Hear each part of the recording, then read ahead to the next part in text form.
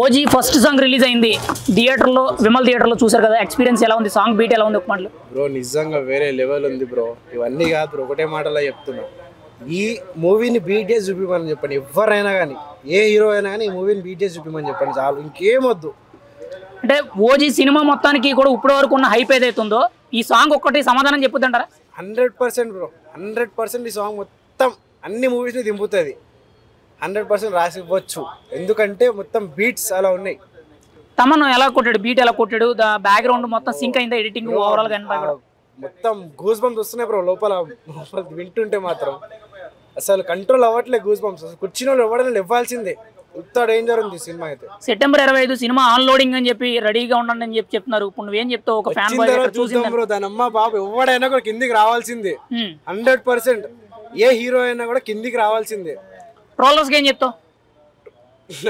అంటే పవన్ కళ్యాణ్ ప్రతిసారి కూడా ట్రోల్ చేయడానికి రెడీగా ఉంటారు కదా. మొన్న అర్హర వీరమల్లికి ట్రోలర్ చేశారు కదా, వాడు ఈ సినిమాకి ఎవరినైనా కానీ ట్రోల్ చేసి చూపిమని, ఈ సాంగ్ ఒకటి ట్రోల్ చేసి చూపిమని చెప్పండి, దాన్ని బట్టి ఏది చేయమంటే చేద్దాం. ఇక ఒక్క మాటలో ఫ్యాన్ బాయ్ గా కానీ సుజిత్ డైరెక్షన్ ఎలా ఉంది, తన కాన్సెప్ట్ ఎలా ఉందంట బ్రో? సాంగ్ ని బట్టి కానీ అంతకుముందు వచ్చిన ట్రైలర్ ప్రకారం నిజంగా బ్రో, ట్రైలర్ ఇంకా సాంగ్ అయితే వేరే లెవెల్ ఉంది.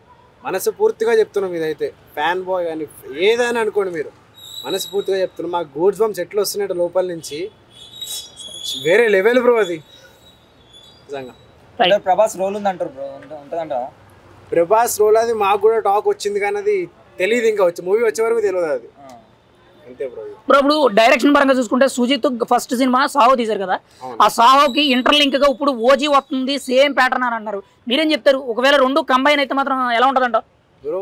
అది మూవీ టాక్ ఎప్పటి నుంచో, అది కంబైన్ టాక్ ఎప్పటి నుంచో ఉంది బ్రో. ఒకటి ఈ సాహో ఇంకా ఇదనే కాదు, చాలా మూవీస్ లింక్ ఉన్నాయి దీంట్లో. మీకు అన్ని మూవీస్ చూస్తేనే మీకు అర్థమవుతుంది. ఎట్లా అంటే వేరే అందరు హీరోస్తో లింక్ ఉంది మూవీ.